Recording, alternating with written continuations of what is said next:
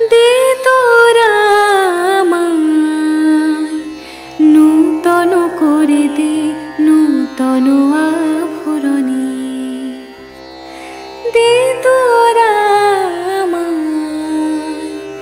নূতন করে দে নূতন আভরণে। হেমন্তের অভিসম্পাতে রিক্ত কিঞ্চন কানন ভূমি, বসন্তে হোক দৈল বিমোচন নবলাবণ্য ধ্বনি। শূন্য শাখা লজ্জা ভুলে যাক পল্লব আবরণে। নমস্কার বন্ধুরা, শাইনিজ ভাজ আপনাদের সবাইকে জানাই শেষ স্বাগত। আমি কিছুদিন ধরে যে ব্লগগুলো ছাড়ছি সেগুলো বেশিরভাগই এথেনার বিয়ের, মানে আমাদের প্রিয় মঙ্কাইয়ের বিয়ের ব্লগ রয়েছে। তো এই যে ব্লগটা ছাড়ছি এটা হচ্ছে ওর বিয়ের পরের দিন সকালবেলায়, মানে ও এখন যাবে ওর শ্বশুর বাড়িতে। তো নতুন বউ শ্বশুর বাড়িতে যাবে, তার আগে তো একটু সুন্দর করে সাজুগুজু করিয়ে দিতে হবে। তাই যাওয়ার আগে ওকে একটু সুন্দর করে সাজুগুজু করিয়ে দিলাম। তো যাওয়ার আগে সকালে এই আশীর্বাদ পর্বটা হবে, বাড়ির সকলে বড়রা ওকে আশীর্বাদ করবেন। তো এখন বর কনে বসে পড়েছেন, এবার এক এক করে সবাই আশীর্বাদ করবে।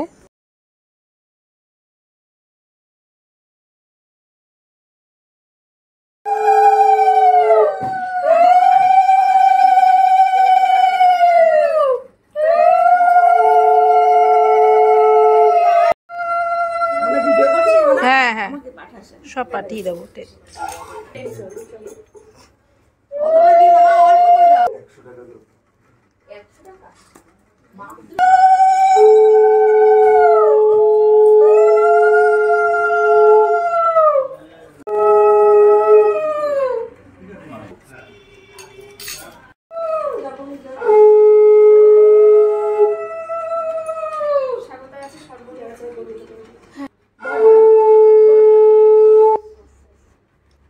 এই সময়টা একটা মেয়ের জন্য একটা অদ্ভুত অনুভূতিময় সময় আর কি। কারণ কি, একদিকে নতুন জীবন শুরু করার আনন্দ, আর আরেক দিকে মানে নিজের সমস্তটা ছেড়ে চলে যাওয়ার একটা যন্ত্রণা।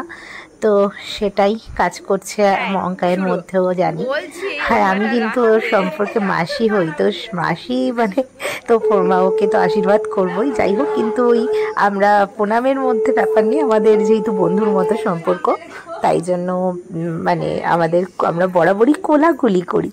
যাই হোক, এইবার বাপতান্দা মানে ওর বাবা আর কি ওকে খাইয়ে দিল, আশীর্বাদ করলো। এবার মা আশীর্বাদ করছেন, এখানের মা।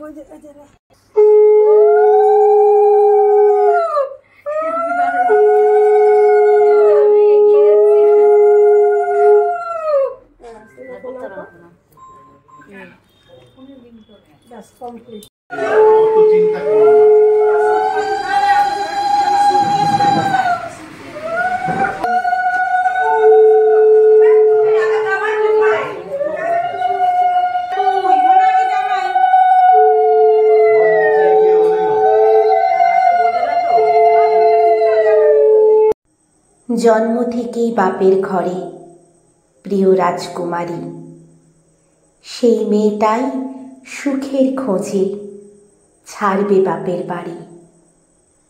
যাদের জন্য দেখল চোখে এই পৃথিবীর আলো, তাদের ছেড়েই রাজকুমারী থাকতে হবে ভালো।